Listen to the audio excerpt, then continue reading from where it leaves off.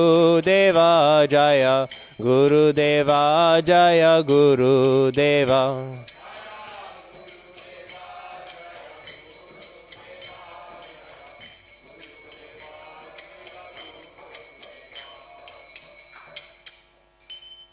Jai Nitilila Pravishtom Vishnupada Paramahamsa Parivrajikacharya Stotra Shada Shri Srimadabhaya Charanaravinda Bhaktivedanta Swami Srila Prabhupada Ki Jai.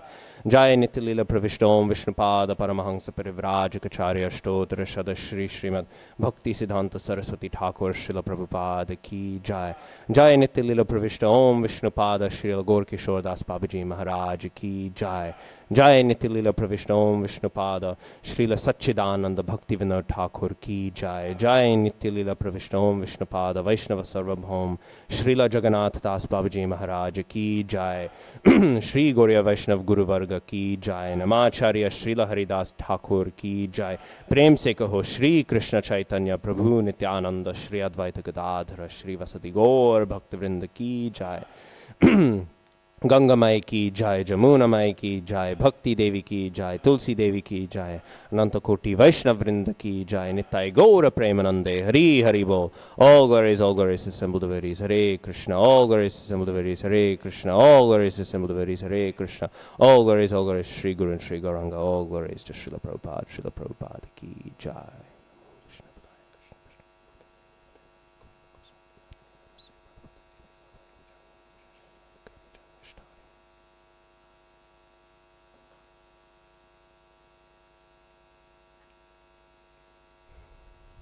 Om Namo Bhagavate Vasudevaya.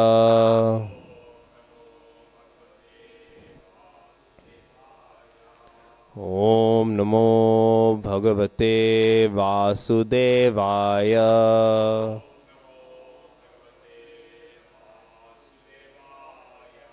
Om Namo Bhagavate Vasudevaya.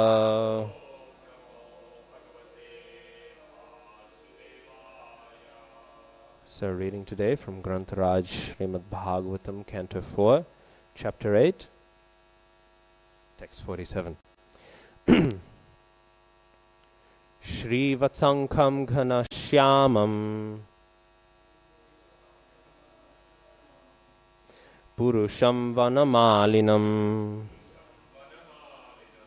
Shankha Chakra Gada Padmair Abhivyakta Chaturbhujam Shri Vatsankam Ghanashyamam Purusham Vanamalinam Shankha Chakra Gada Padmair Abhivyakta Chaturbhujam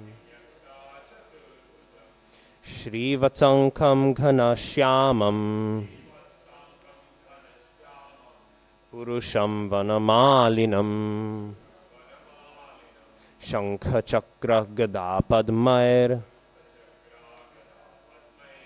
Abhivyakta Chaturbhujam.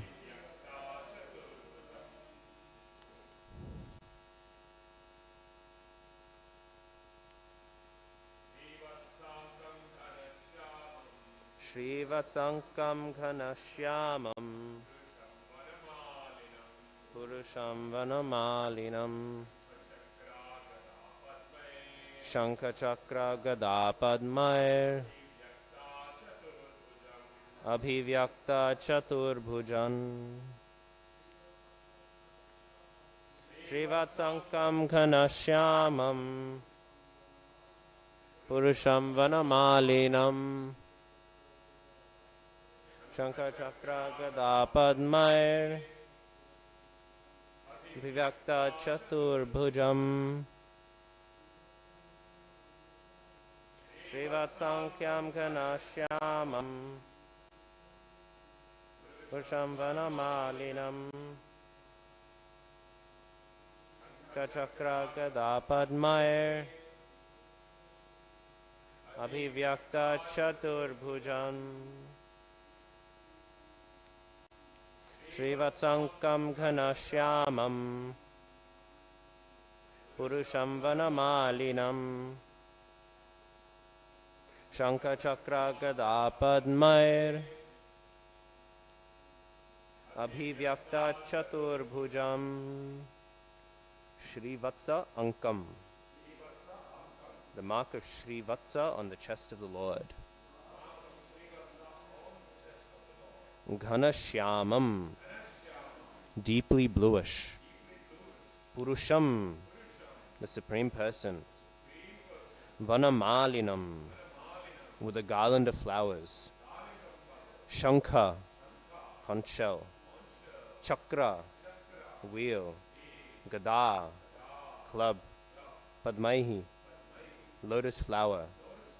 Abhivyakta, manifested.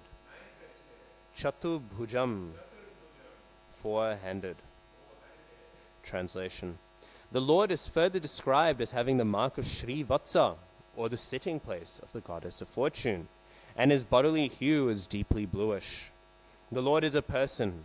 He wears a garland of flowers, and he is eternally manifest with four hands, which hold, beginning from the lower left, a conch shell, wheel, club, and lotus flower. Purport. Here in this verse, the word Purusham is very significant. The Lord is never female. He is always male, Purusha. Therefore, the impersonalist who imagines the Lord's form as that of a woman is mistaken. The Lord appears in female form if necessary, but his perpetual form is Purush, because he is originally male. The feminine feature of the Lord is displayed by goddesses of fortune, Lakshmi, Radharani, Sita, etc. All these goddesses of fortune are servitors of the Lord. They are not the supreme, as falsely imagined by the impersonalist. Lord Krishna, in his Narayan feature, is always four-handed. On the battlefield of Kurukshetra, when Arjuna wanted to see his universal form, he showed this feature of four-handed Narayan. Some devotees are of the opinion that Krishna is an incarnation of Narayan, but the Bhagavat school says that Narayan is a manifestation of Krishna. And again, the translation. The Lord is further described as having the mark of Shri Vatsa, or the sitting place of the goddess of fortune, and his bodily hue is deep bluish. The Lord is a person. He wears a garland of flowers, and he is eternally manifest with four hands, which hold, beginning from the lower left hand, a conch shell, wheel, club, and lotus flower. Translation and purport by His Divine Grace, Srila A.C. Bhaktivedanta Swami Prabhupada Ki Jai. Om Jnanatimmirandhasya Jnananjana Shalakaya Chakshurunmilitam Yena Tasmai Shri Gurave Namaha.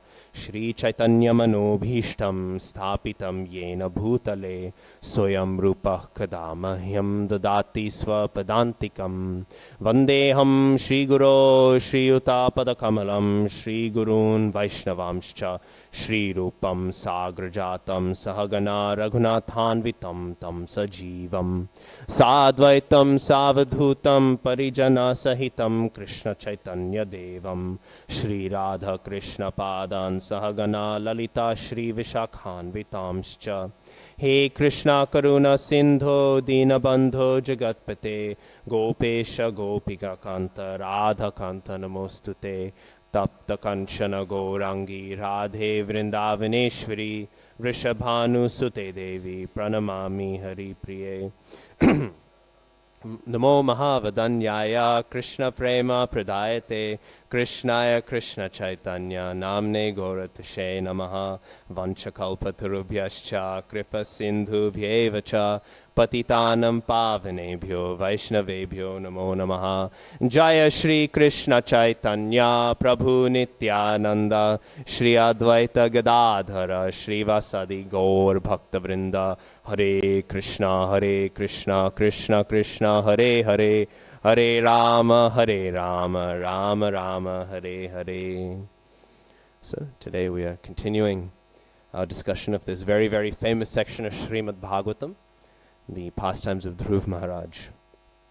And of course, these pastimes of Dhruv Maharaj, they are occupying a very significant place in our Gauriya Vaishnav Sampradaya, because we know Shri Krishna Chaitanya Mahaprabhu, who I think all of us here need no reminding, is the Supreme Personality of Godhead, Shri Bhagavan Krishna and Srimati Radharani themselves, he would, as part of his sadhana, he would hear this pastime spoken to him by Gadadhar Pandit.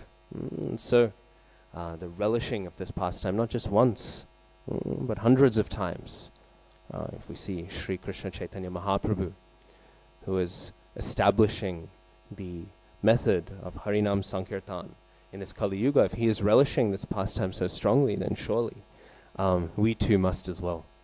And so it's a very lovely chapter, or set of chapters that we get to go through. And of course, we've just heard in this section some confirmation that Dhruv Maharaj has been guided appropriately in his endeavor to see Sri Bhagavan Krishna, or rather, as we're hearing today, to hear the Chaturbhuj, to see the Chaturbhuj form of the Lord. Of course, Dhruv Maharaj is being guided in the method of worship that he should engage in. Of course, this guidance, it has come from, well, originally, it has come from his, well, not his direct mother, but his stepmother, right?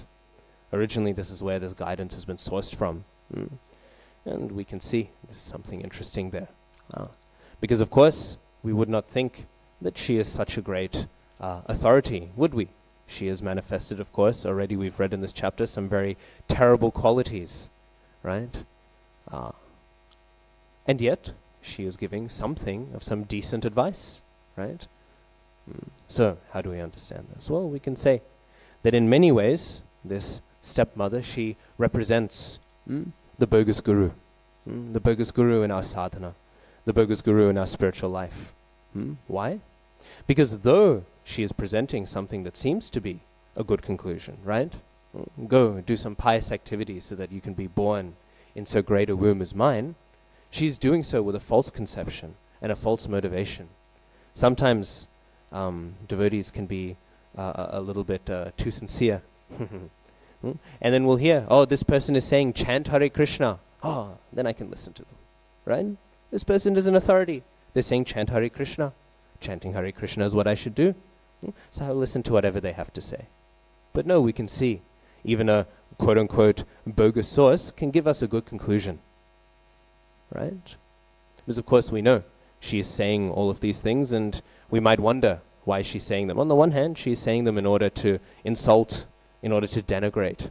But on the other hand, Vishwanath Chakravarti Thakur, he says, she is saying this simply to impress her husband. Look, I'm such a pious woman. I'm giving such nice advice to the children. So you see, the false gurus are like this, right? Look at me, I'm giving some nice instructions. Look how advanced I am. We'll see this, right? I remember, actually, no, I'll get to that point another time. So, in this way, we see the false guru. They'll guide in this way. But what we also see is that an inverse principle. Because, of course, Dhruva Maharaj, he takes this. He takes this point, this guidance, and he brings it to a more bona fide source, which is his mother, to receive some guidance. So what do we see here? We see the inverse as well. And not so much the inverse, but the correct process. If we hear something, and we do not know if the source is bona fide, we should go to a bona fide source in order to verify it, right? Because, of course, we don't know. In this case, we do know that the original source is perhaps not a Mahabhagavat to be hearing from, right? But we do not know. We do not have the eyes to see. So instead, when we are taking information from here and there, Hridayananda Maharaj, he says, sometimes devotees in ISKCON, we can be omnivores, right? We might have given up meat, but we eat everything else in terms of knowledge, right?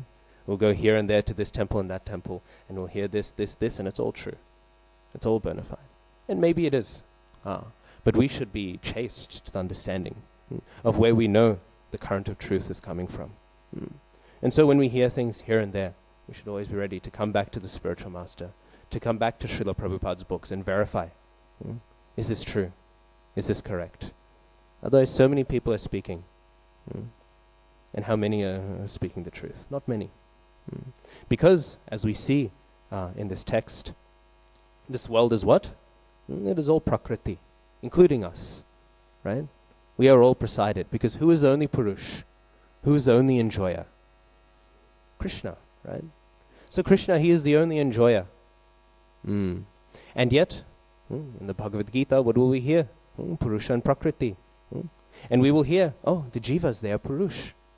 But actually, well, we're not. We are Prakriti trying to pretend to be the Purush, right? The Jiva is in the unique position. Though it is Prakriti, it can also try and be Purush. In some situations it is Purush, in some positions it is Prakriti. But Krishna, he is Purushottam. And therefore we have 15th chapter, Purushottam Yoga, right? So, in this sense, we see the Supreme Personality of Godhead. He is unwaveringly Purush. But we are what? Tatastha, right? Marginal potency. And so we can go one way or the other. So what does that mean? In this world, we are all pretending to be what we are not. And so in order to become successful in this world, what do we have to say? We have to say the illusions of this world. Become a big sadhu, right? And tell people, you know what? I remember once in Teko in Port Macquarie, this family came in, some sort Indian background family, and they saw our painting of Radha Krishna, they saw Bhagavad Gita's, on the wall and all, and they said, oh wow, this is very good, it's very spiritual. And they said, yeah, my guru, he's very cool. He drinks beer, and he lets me drink beer as well. This is the type of guru we see in this world. And of course, this guru is popular. I looked him up. I thought, let's see. Maybe he's got an argument or two. He didn't have an argument or two. But I thought, we'll see. Who is he? I saw millions and millions of views. He's being invited to speak at universities and all these things. Because, of course, everyone wants to hear, yes, you are the enjoyer. You are the Purush. Who is Krishna? So, in this way, people, they're speaking all sorts of ideas that are all built upon their enjoying principle. And so we must find somebody who is not in this enjoying principle, somebody who is not working in such a way. And so we see Krishna consciousness, it runs contrary to the ways of the world. Sarvabhaum Bhattacharya, as we know, a great, great philosopher. And it's interesting, if you look him up on Wikipedia, it's interesting again to see what the world sees. If you look up Sarvabhaum Bhattacharya on Wikipedia, it doesn't have anything about he was a great devotee of Chaitanya Mahaprabhu. It has, his academic career and all his credentials. And it's interesting, what does the world care about, right? They didn't include the Brihaspati part either, interestingly enough. But they have, here's a great Navanyaya scholar, right? And then they mention Raghunath, I think Raghunath Shiromani, somebody might fact check me later on, who's one of his great disciples in this Navanyaya school. Again, as we know, Navadvip, by the time of Bhaktivinoda Thakur, it had become like this destitute place. No one really cared about it. But in the time of Mahaprabhu, it was the height of learning, right? And so this Navanyaya school really exploded there, and it's considered to be one of the great contributions of Vedic philosophy. It was some new spin on the laws of logic. I have no idea what the actual innovation was, but it was very influential. And so this disciple of Sarvabhaum Bhattacharya, again, I'm pretty sure his name was Raghunath Shiromani, he's one of the great innovators. But what's interesting is we see in one of the biographies of Mahaprabhu, I'm now forgetting which one, it's actually mentioned that Chaitanya Mahaprabhu, as Nimai Pandit, of course we know he was also a great Nyaya scholar, right? And as Nimai Pandit, he actually met this Raghunath Shiromani, right? Because he was coming into Navadvip, right? And because, again, this is where he will revolutionize the school of Nyaya philosophy. And when he comes there, he meets Nimai Pandit, and he thinks, we should, what's the term, network, right? We should be networking among our fellow academics, right? It's not what you know, it's who you know. So he thought, Nimai Pandit, he's a very respected Nyaya scholar, and so I should come here. And so he goes, and he's there, and he's speaking, and they're discussing. And one day, they're crossing on a boat. And Raghunath Shiromani, he's talking to Mahaprabhu, and he's telling Mahaprabhu, I really like Nyaya philosophy, like this. He was starting small talk. And then Mahaprabhu, he said, actually, I've written something. Would you like to read it? And of course, Raghunath Shiromani says yes. And so Mahaprabhu brought he had a palm leaf manuscript of some Nyaya work he was working in. Of course, his Nimai Pandit teacher pastimes, right? And so he had written this manuscript, and he showed it to this soon to be great Acharya of Navanyaya philosophy, and he reads over it. And as he reads and reads and reads, as he goes deeper and deeper into the book, he begins to cry. Right? He begins to weep. Of course, you hear the story and you think, oh, he's crying because he's hearing the glories of Krishna. And Mahaprabhu, he asks him, my Pandit, he says, why are you crying? And Raghunath, he says, this book is such amazing philosophy, I will never be known as the greatest philosopher alive. I will never be known as the greatest philosopher of Nyaya philosophy because this is greater than anything I could ever write. And my Pandit says, oh, I'm so sorry to have disturbed you. And he takes a book and he throws it over the edge of the boat. And it sinks down to the bottom. And then, of course, this person, Raghunath Shiromani, he goes down as the greatest Nyaya philosopher in recent history. And who of us knew his name? That was his achievement, right? That was his achievement. Wow. He got to become some great Nyaya philosopher. But what do we see there? Krishna consciousness. It runs contrary to the logic of the world, right? What is this? Some great fame, some great achievement. Mahaprabhu throws it over, right? You take it. You can have it. I don't want to get in your way. They say, in this world, you have to step on everyone's heads to get ahead, right? You have to be stepping and stepping and stepping, right? Dog eat dog. And yet, what do we see? The Vaishnavas, what are they always doing? They're always bowing down and they're saying, here, take my head.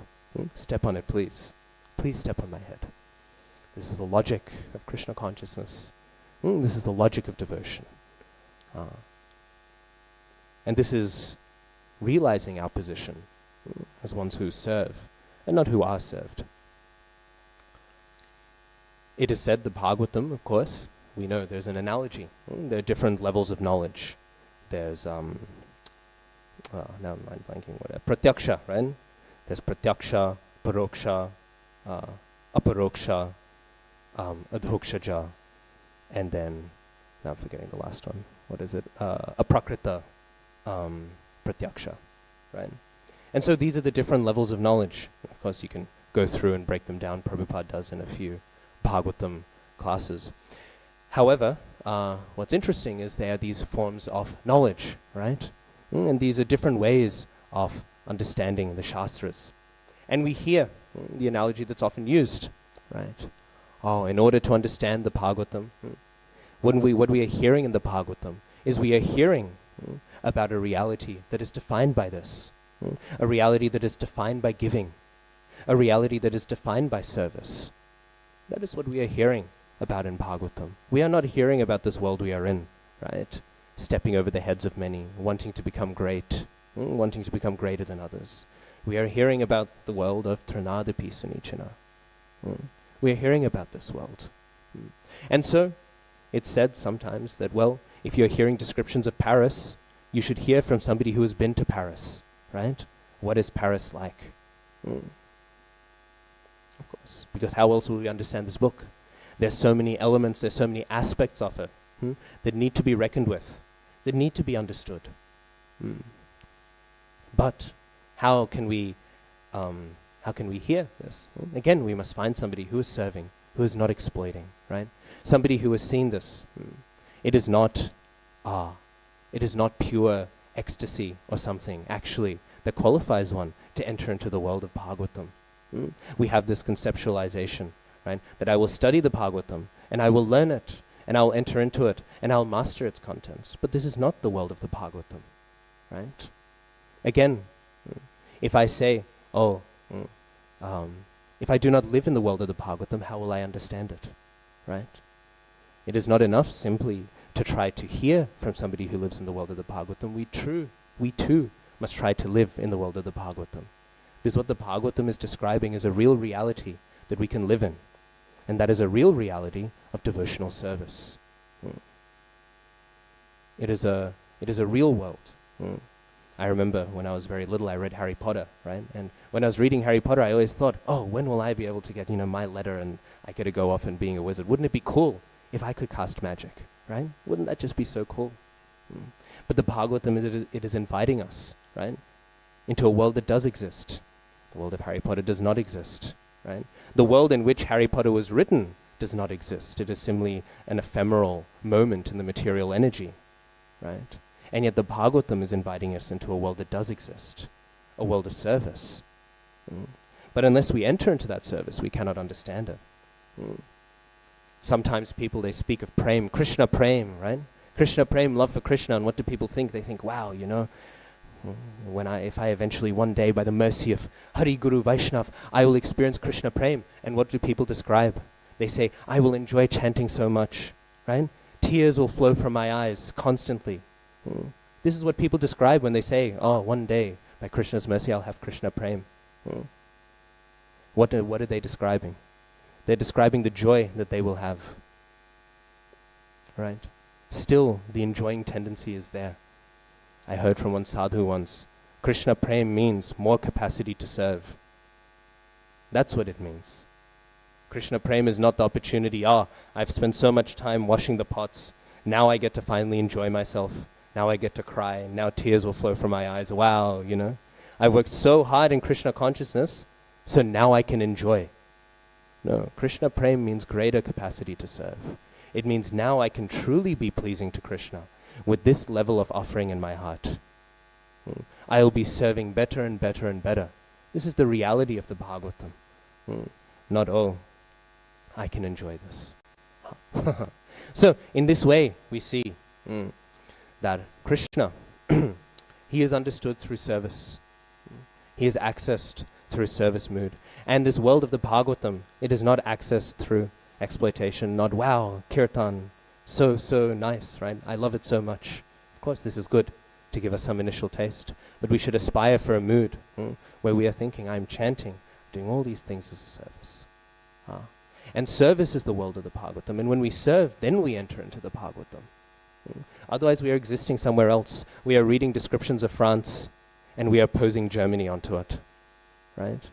If you go to this Bhagavatam without trying to exist in its world, you'll impose another world. If you see in the Middle Ages, there's all these paintings done by these Christian priests, because what would happen is their friends would write back these letters of what India was like.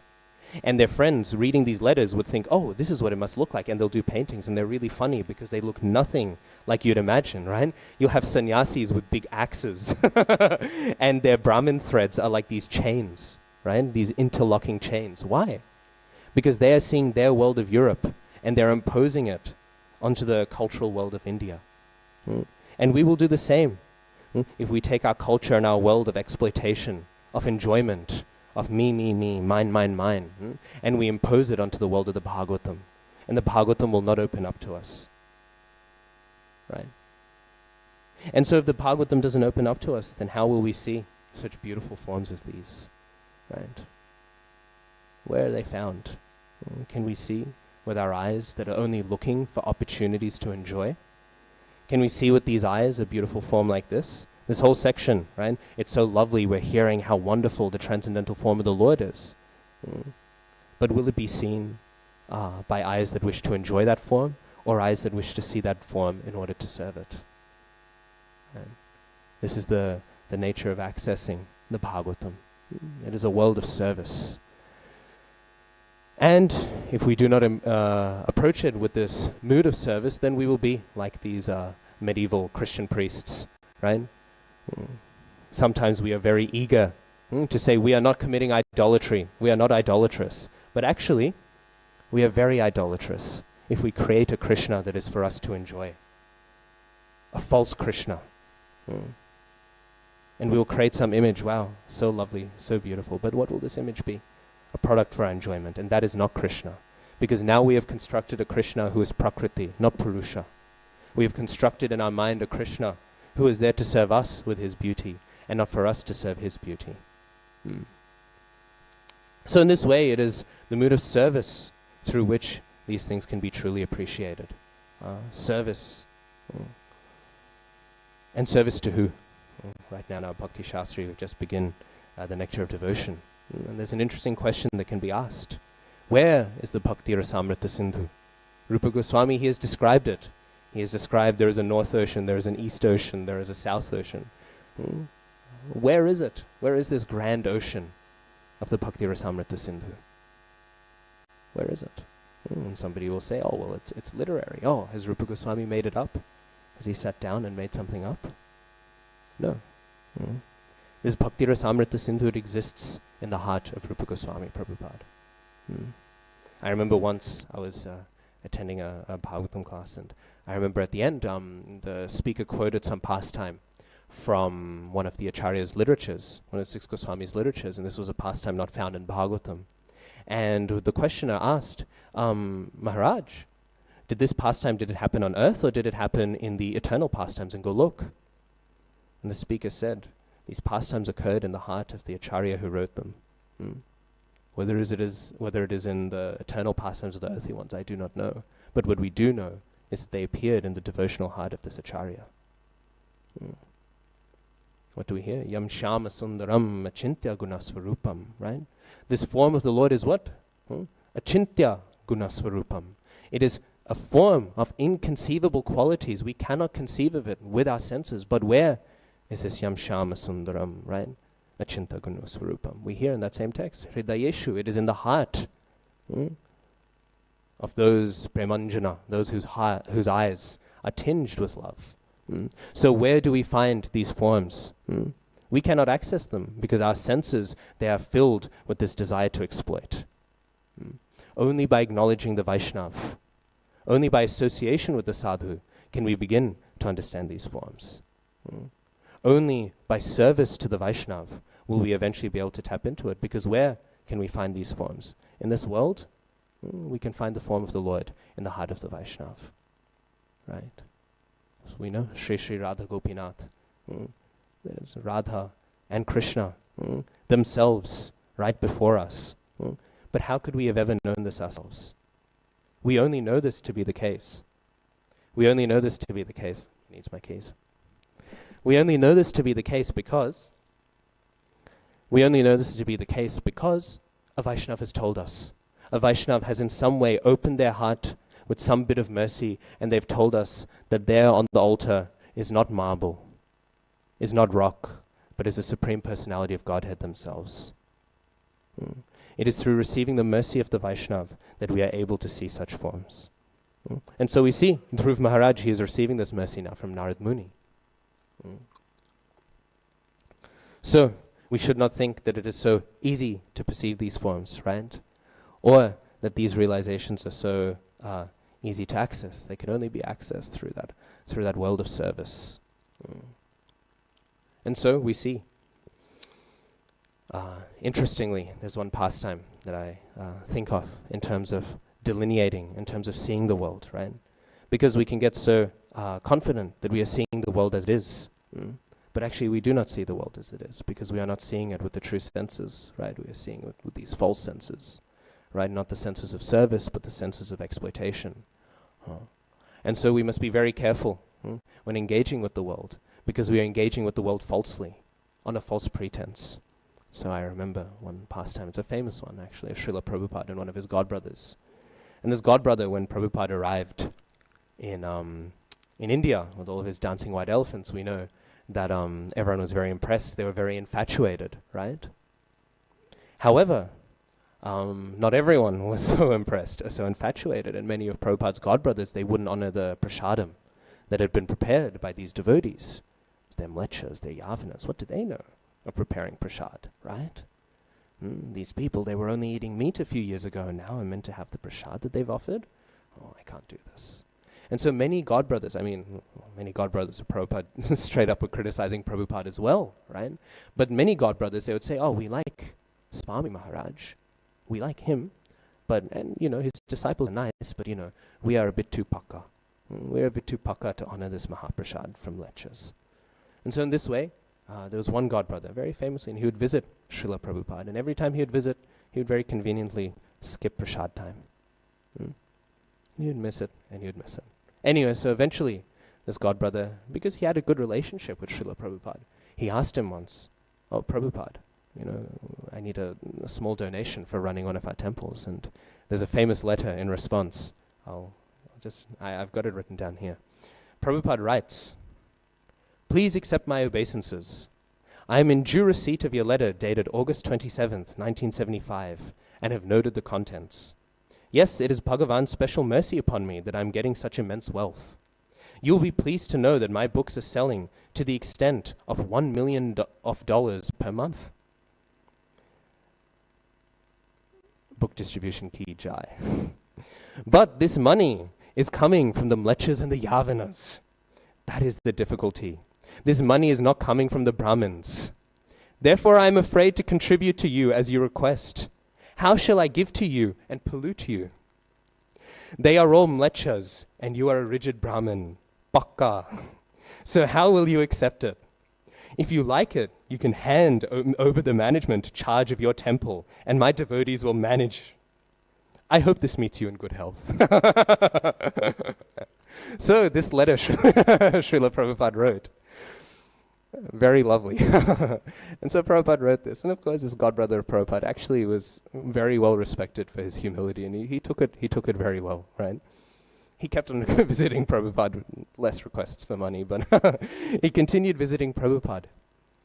And then what happened is, towards the end of Srila Prabhupada's pastimes, Prabhupada, of course, was getting visited a lot by his godbrothers. You see it if you in Lilamrita, but also when you read the letters, Prabhupada's really communicating with his godbrothers towards the end. And as we know, he very famously says, forgive me for any offenses committed in the preaching mission. And he does all of these things and establishes donations. And Prabhupada, he's communicating a lot towards the end of his pastimes. And so this godbrother came, and Prabhupada, again, I think this was 1977, in fact, really towards the end of Prabhupada's manifest pastimes.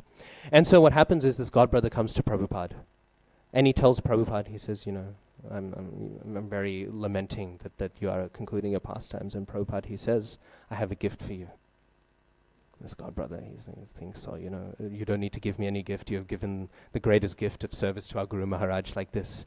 And then he said, no, please, you have to take this gift I have for you. And then this godbrother, he says, okay. And Prabhupada, he calls one of his disciples, and he says, please honor this Mahaprasad. And this godbrother of Prabhupada, he thought, now I can't say no, right? Srila Prabhupada, he's about to conclude his pastimes. And so he sits down and he honors the Mahaprasad. In this way, he keeps on going. Anyway, so this is a famous pastime. We've probably heard variations of it before.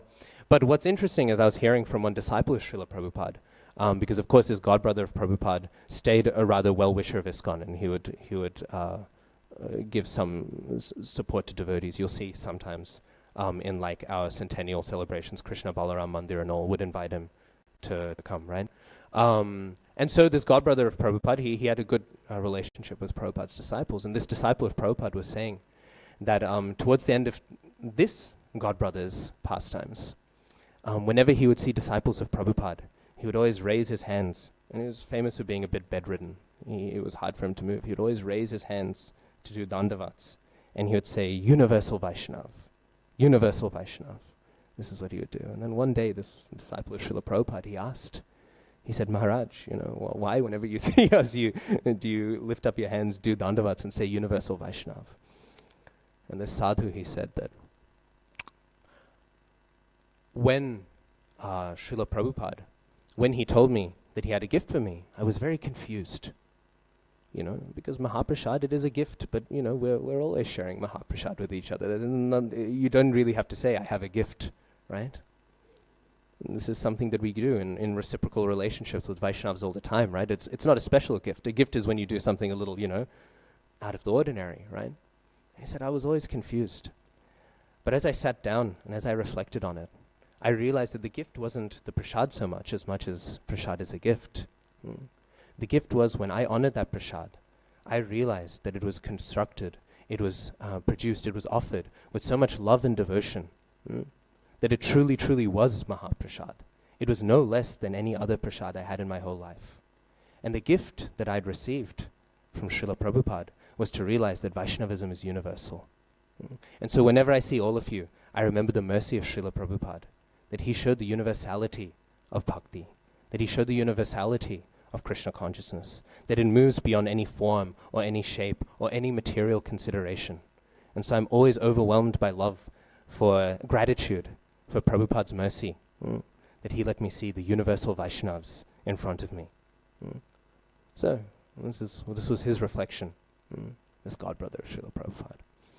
And so we see here, right, The form of the Vaishnava itself is also transcendental. And yet that is also hard to perceive, right? We can be filled with, so many tendencies. Oh, this devotee, I know this devotee doesn't like my classes. Oh, I know this devotee doesn't like my kirtan. Oh, this devotee always sings a little out of tune in the kirtan. We can feel that way, but we are perceiving in all of the wrong ways. The form of the Lord and the form of the Vaishnav, they have to be perceived with a service attitude. And when they're perceived in such way, then only can they be perceived. So how do we see these forms of the Lord? We can see them only through service. But service to who? Service to the Vaishnavas who have them in their heart. But then how can we see the Vaishnavas? We can only see the Vaishnavas through service as well. Otherwise we cannot see them. Of course, this raises a very heavy standard, right? It can feel very hard. How could I ever live up to such a standard? And this is where we can think Krishna is also very merciful, right? But he is also so merciful to give us what we desire. Actually, we know Krishna's mercy is so great, right? Because he is what? A few weeks ago we were speaking on Bhava Grahi Janardana, right? Krishna, he is so lovely that he does not care for even the form of what you've done. He cares for the essence of what you've done, right? Even if you offer something, a little incorrectly, Krishna, he'll still accept it. But what do we also see? Krishna also, if the form is right, he will also accept, even if the mood is wrong. And where do we see this? We see this with Putana, right? So, if you have the form but not the mood, then okay, Hare Krishna. If you have the mood but not the form, then okay, Hare Krishna. How merciful is Krishna? Everything he will accept. Why would you go anywhere else? Of course, we have to keep this point in mind. Divyanshu just stole my keys. He's been living with me. That's why he needs the keys. And we've been reading Bhagavatam together. And so we're just going through the 7th canto, the first chapter, right? And we know there's a famous discussion of Shishupal there. And it's really lovely. When Narad Muni starts glorifying Shishupal's constant meditation on Krishna from anger, Prabhupada has these long, long purports where he says, though Shishupal did this, do not blaspheme the Supreme Personality of Godhead. Though it can give us some perfection, and Prabhupada quotes praman after praman after praman, right? So it's not that we see the pastimes of Putana and Shishupal and all, and we should think, wow, how much mercy did they receive? Not how much mercy can I receive by doing the same thing. That would perhaps not be the best course of action. So, but still, we see how merciful is Krishna. He will take something and he'll accept it. And of course, we know Putana, her description is described as being not exactly even at the level of the cows in Bhagavatam. So our acharyas have reasoned from this that she doesn't actually get a full Vatsalya form. She doesn't get a full form as a gopi taking care of Krishna. She's got one, it's like a Mathura mood almost, a bit of Aishwarya mixed in. So even though she goes to Golok, she doesn't attain that high ideal that ideally we would like to as devotees. So that's also a side note to qualify that point. But we see that. We see that Krishna, he is so merciful, so we should not worry. And yet, we should also remember that Krishna is so merciful. I remember once I was speaking to one youth, and this youth told me something I thought was very interesting. And he said, because he was struggling with the 4 regulative principles. And he told me at one point, and I was saying, just chant Hare Krishna, etc., etc., and get purified and fix yourself up onto that platform. And then he said, but surely Krishna will understand, it's a little bit hard. And I said, yes, Krishna will understand. He'll understand that you want to stay in this material world and enjoy it. And so he will let you stay in this material world and enjoy it. Krishna is so merciful and so understanding. And people think that is perhaps a sassy thing to say, or they think that's perhaps a harsh thing to say. But again, the world of the spiritual world, that is the world of Prem. That is the world of the Bhagavatam. And what is that world defined by? It is defined by service. If we do not enjoy service in this world, then we'll definitely hate it in that world. So what is a spiritual world? Unlimited capacity to render service. That's all that it is. Unlimited capacity. Wow, there's so much service everywhere, right? And if we do not enjoy what service we are allocated in this world, then how will we enjoy a world that is purely created of service?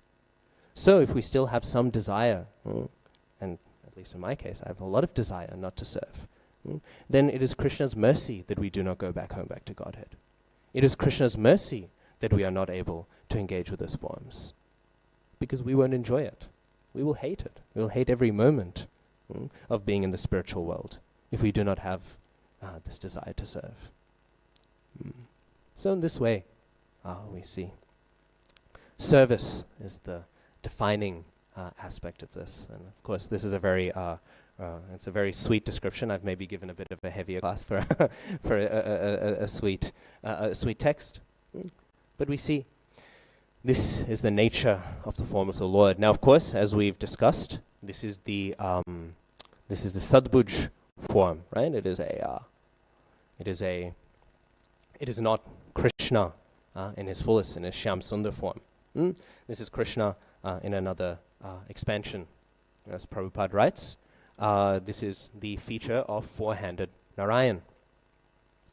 Now, it's interesting because, of course, we see glorifications of all these forms, but we are meant to be aspiring towards that mood of Mahaprabhu, right? Of service to Sri Krishna Chaitanya Mahaprabhu's mood and conception. And sometimes these questions pop up. How can we see the Krishna conception here? But really, when we read this form, it's described so beautifully, and we can just imagine, right? How much more beautiful is Krishna, right?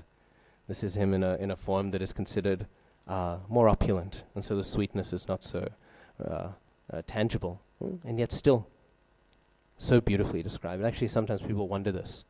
We begin our study of Srimad Bhagavatam with Om Namo Bhagavate Vasudevaya, right?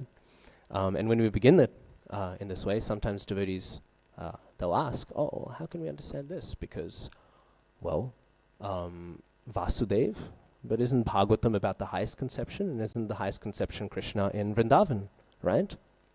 Devotees will wonder this. But actually we see there's a few ways to understand it. Of course, Srila Prabhupada, he says Bhagavate. Bhagavate means Krishna with all of his potencies, right? And so if we understand this, Bhagavate Vasudevaya, this is the same as saying Hare Krishna, because Hare is referring to the potency and Vasudeva is referring to Krishna, right? So here we see even the Mahamantra is contained within Om Namo Bhagavate Vasudevaya. So here we see already the highest conception, even if it's not perhaps immediately apparent. Another point, of course, is that Vasudeva, of course, refers to the son of Vasudeva, right? And we might think, oh, well, you know, that's again the Dwarka mood. That's not the highest Vrindavan mood, right? So maybe it's Hare Krishna with a bit of Aishwarya, and it can be in that mood. It absolutely can be. But what we also find is that it's described that Nanda Maharaj and Vasudeva, they're actually very, very dear friends. And they're such dear friends that sometimes Nanda Maharaj can also be called Vasudeva. Because, of course, what does Vasudeva mean? Vasudeva refers to the person who is situated on the Vishuddha Sattva platform, right? Transcendental, the pure mode of goodness, right? The transcendental mode of goodness. And so, because of course it is the transcendental mode of goodness that gives birth to Krishna consciousness. And so of course, Vasudeva is that who gives birth to Krishna. Well, not gives birth, but you get what I mean, right? And so because of this, Vasudeva is also a name for Nanda Maharaj. We just won't use it as often, right? It's a bit like how Devaki is also a name for Jashoda, but we're not going to start, talking about Damodar Leela and speak about Devaki, because otherwise it gets confusing. So in this way we see that even at the very beginning, right, the highest conception is there. But how could we find this? Right? On our own we're just thinking, oh, this doesn't make too much sense. It is only through, again, serving the realization of the Vaishnava that we can find, oh wow, this highest conception, it is everywhere. From the beginning of the Bhagavatam to the middle of the Bhagavatam to the end. So then, what do we see? How do we understand? We are hearing such wonderful descriptions of the form of the Lord, but isn't the Bhagavatam about Krishna? And in one sense it is. We can think, right, how beautiful is Krishna if this is his expansion, right? But on the other hand, we can think, of course, Bhagavat, what does Bhagavat mean? This is the Bhagavat Purana, right? Bhagavat means a devotee, the devotee of Bhagavan. Sometimes we think this Bhagavatam is about Krishna, but actually it's about Krishna's devotees, right? And so we can think, Dhruva Maharaj, right? What is the glories of his bhakti? And by serving that bhakti, by glorifying and understanding his eventual pathway, his career as a Vaishnav, by serving that, then in this way, I will be able to see Krishna. And so in that way, every part of the Bhagavatam, it is relevant to that path of serving the mood of Mahaprabhu. Otherwise, why else would Mahaprabhu relish this pastime so much? So in this way, we see Dhruv Maharaj's commitment. This is the glories of this section, right? And in many ways, the glories of this form, they're being described to let us know that when we have such an intensity in our ability, of course, Dhruv Maharaj, he's sort of doing this Ashtanga Yoga Mishra Bhakti, right? This Ashtanga Mishra sort of Bhakti approach, right? But we see with so much commitment, and then he is able to see this form, right? So the beauty of this form is also the glories of Dhruv Maharaj's commitment to Bhakti. In this way, we see there's so much that is directly pertinent to us, even if we hear of this form, and we might immediately think, oh, well, this is, we are not trying to go for Paramatma realization, we're not trying to go for Narayan realization. But actually, it's all deeply and immediately pertinent to us. And so, in this way, we see this is the nature of the Supreme Personality of Godhead's beautiful form, captured in the hearts of the devotees. And if we can serve those hearts, if we can please them, then we might attain some sort of vision. We see this again with Putana. What did she do? She simply dressed as a Vrijvasi, right? And in this sense, she was able to attain her goal again, as we said. Perhaps not the highest goal, but still a goal nevertheless, right? She attained this form. And so, sometimes we might think, oh, who am I to dress as a Vaishnav? Actually, there's one story of one sadhu. And this sadhu, he was very well known, and so a few Vaishnavas came to visit him in Mayapur. And so these Vaishnavas, they traveled on foot. And when they came, they arrived at the temple. They saw some of the disciples of the sadhu. They saw them all walking around in the temple. And they said, oh, hello, is this so-and-so temple? And then they said, yes. And they said, oh, we would like to have darshan of your Guru Maharaj. And at this point, the sadhu was having a nap. And so the disciples woke him up. And they said, Gurudev, Gurudev, there's some people here, and they want to see you. And he said, why? Why do they want to see me? And he said, they've traveled very, very far because they wish to have darshan of a sadhu. They wish to have darshan of a sadhu. And then at that point, the sadhu, he said, then get me my disguise. And they all said, oh, disguise? What do you mean disguise? And he said, bring my sannyas robes, bring my tilak, bring all of it. And they said, oh, Guru Maharaj, what do you mean? This is not a disguise. And he said, no, this is a disguise. I must disguise myself as a sadhu so that I can have darshan of such people who are so eager to have darshan of a sadhu. Then I might be able to see those people who have such a hankering to serve the Vaishnavas, so that I might be blessed. I will wear these clothes of a sannyasi. I will wear this tilak. I will do so so that I might have the blessing of seeing people who are so eager. In the same way, we see Putana, she has taken the apparent form of a Vaishnav. We might feel, I do not have the essence of a Vaishnav. Why should I take the form of a Vaishnav? But we should think, I'm simply trying to serve this ideal. I'm simply trying to accommodate myself within it. Anyways, so in this way, we see that this is the nature of the Vaishnav. The Vaishnavas are so hungry to see the pure Vaishnavas. So, what have we established? The Supreme Lord cannot be seen with our senses and can only be seen within the hearts of the pure devotees. And the pure devotees can only be accessed by service to the pure devotees. But then, and this will be my concluding point, but then what do we see? Full circle. Those Vaishnavas, once they exist, the Vaishnavas are so hungry to see them, right? So then it all becomes inverted, right? We are so hungry to see Krishna, we are so hungry to see the Vaishnavas. But once one becomes a Vaishnav, then the Vaishnavas are so hungry to see them. And even more so, Krishna himself is so hungry to see them. We know right now, Jagannath, we went to the farm, me and a few devotees, for Snan Yatra and Kaliya Krishna Prabhu. In the morning of Snan Yatra, he told us, he said, so today is the Snan Yatra, we'll all be commemorating this lovely day. He said, but I do have to say, we've been having an issue every year, after we bathe Jagannath, he gets sick. So hopefully this year he'll be a little healthy afterwards, but we can't make any guarantees. So we went, of course, we are in a separation from Jagannath this time of the year, and we know this is the nature of Jagannath. He's Vipralambha, Vipralambha Raj. He's the king of the mood of separation, right? And sometimes it's described, Puri is a train wreck, right? It's a train wreck. Why? The Dwarka Express and the Vrindavan Express, they sort of clashed into each other. And now Krishna, he's ecstatic and doesn't know what to do. He's feeling this pain of separation, right?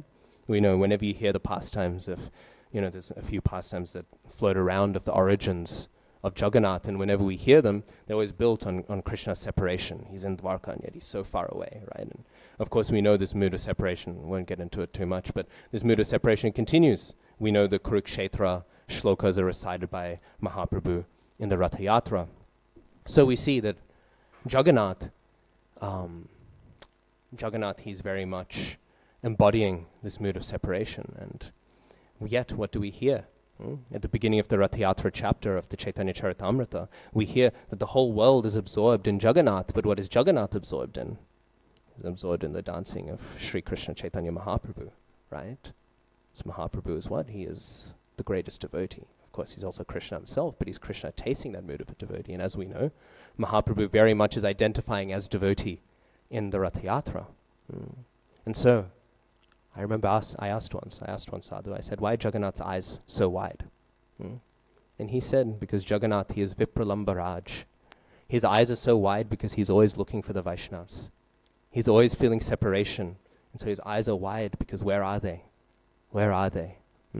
And then at the Ratha Yatra, his eyes are wide because he is drinking in the form of Mahaprabhu. And he's thinking, oh, here they are. Here are the Vaishnavas. Here are the devotees. Finally, I'm satisfied. So Jagannath, big eyes, drinking in the glories of the Vaishnav. So this is the mapping out. This quest for darshan is a complex one, right? But in its perfection, we can think, we know how eager the Vaishnavas are for darshan of the Lord, but how eager the Lord is for darshan of the Vaishnavas. We of course see this point, and then I will wrap up here, but of course we see this point in Srivas. He's ecstatically dancing, right? He's ecstatically dancing as he's able to have darshan of Mahaprabhu. And then of course Maharaj Prataparudra, his general, says, oh, you're blocking the way, Maharaj Prataparudra. He's so eager to have darshan of Mahaprabhu, and you're jumping around, and it's sort of like when you're in a movie and somebody's head's in front of you and you can't really see, and he's getting frustrated. And initially, Srivas Thakur, he just ignores him. And then the second time the general says, I'm the general, and you're interrupting the king's darshan. Srivas Thakur, he turns around and he slaps the general in the face, and and he keeps on dancing. And then the general says, oh, you can't do that. And what does Maharaj Prataparudra say? He says, wow, you've been blessed by the Vaishnav. How glorious. And then the general thought, I don't like this Vaishnav business. So, in this way we see, this is how eager, and now I'm just going in circles. The Vaishnav is eager to see the Lord is eager to see the Vaishnav. And we should be eager to serve those people who genuinely have an eagerness to see. Because there's so many things that we desire. And at least in my case, it is not to see the Lord, and it is not to see the Vaishnav. So it is only by embedding ourselves deeper into this mood of service that we can have some darshan. Anyways, I've gone over time. Prabhu, did you want to ask a question? Or all good? Oh, Jai. Okay. Grantharaj Srimad Bhagavatam ki Jai. Ananta Koti Vaishnava Vrinda ki Jai. Namo Vishnu.